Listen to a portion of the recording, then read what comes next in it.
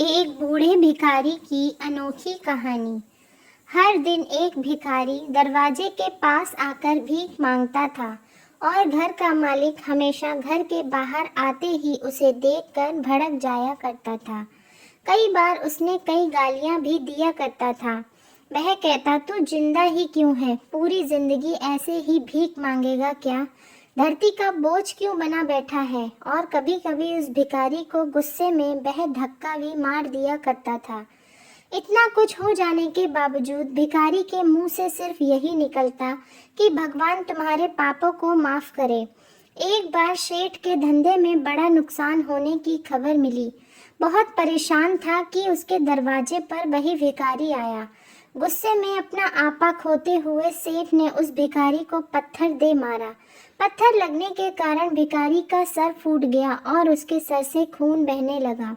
फिर भी दर्द से कराहते हुए भिखारी ने कहा कि भगवान तुम्हारे पापों को माफ करे।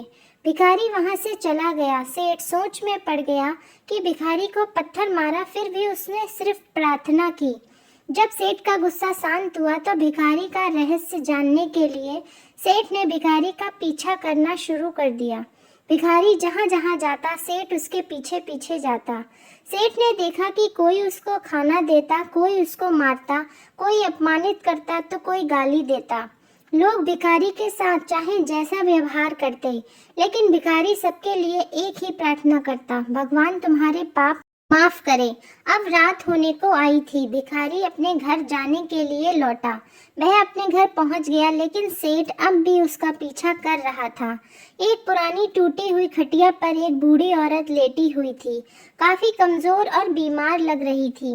वह भिखारी की पत्नी थी। अपने पति को वापस आता देख वह खाट से उठ खड़ी हुई। पत्नी ने अपने पति के भीख वाले कटोरे में देखा, उसमें सिर्फ आधी बासी रोटी थी। उसे देखकर वह बोली, आज बस इतना ही मिला? और हाँ, तुम्हारे सर से खून निकल रहा है, यह चोट कैसे लगी? भिखारी बोला, आज बस इतना ही मिला। किसी ने कुछ नहीं दिया, सब ने गालियां दी और एक ने पत्थर भी फेंका, इसलिए मेरा सर फट गया। एक ठंडी गहरी सांस लेकर वह भिखारी फिर से बोला, यह मेरे पापों का फल है। तुम्हें याद है कुछ साल पहले हम कितने अमीर थे? क्या कुछ नहीं था हमारे पास? हमारे पास हर चीज जरूरत से ज्यादा थी, लेकिन हमने कभी दान नहीं किया। और उससे भी बड़ा हमने उस अंधे भिखारी के साथ किया जो हमारे द्वार पर भीख मांगने आया करता था। बूढ़ी पत्नी की आंखों में आंसू आ गए। वह बोली, हाँ, हम उस बेचारे अंधे के साथ बहुत बुरा करते थे, उसका अपमान करते थे, उसे खाने के लिए रोटी की जगह कागज दिया करते थे, उसका मजाक उड़ाया करते थे और कभी कभी उसे मारा भी करते थे।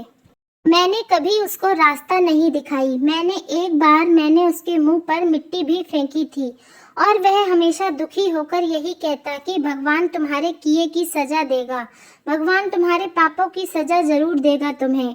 उसका श्राप सच हुआ और हम इस दुख भरी जिंदगी में आ गए।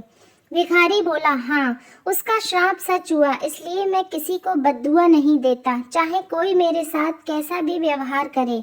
मैं हमेशा उसके लिए प्रार्थना करता हूँ। मैं नहीं चाहता कि कोई भी हमारी जैसी जिंदगी का अनुभव करे, किसी को भी हमारे तरह दुखों का सामना करना पड़े।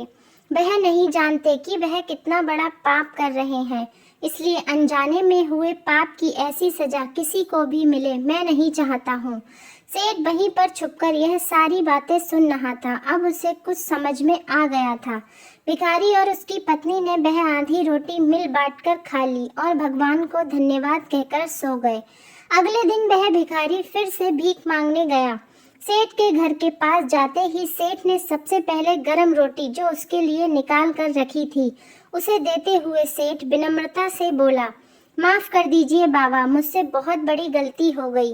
बूढ़ा भिखारी बोला, भगवान तेरा भला करे। इतना कहकर वह आगे निकल गया। दोस्तों, बड़ी ही सीधी सी बात है कि आदमी चाहे किसी के बारे में बुरा कहे या भला कहे, लेकिन भगवान सिर्फ कर्म के हिसाब से उसको फल देता है। क्या हुआ अगर भगवान नहीं दिखता? लेकिन यह बात बिल्कुल सच है कि उसके खाते में सबका हिसाब बहुत पक्का होता है। इसलिए जब किसी के लिए कुछ भी करो तो अच्छा ही करो।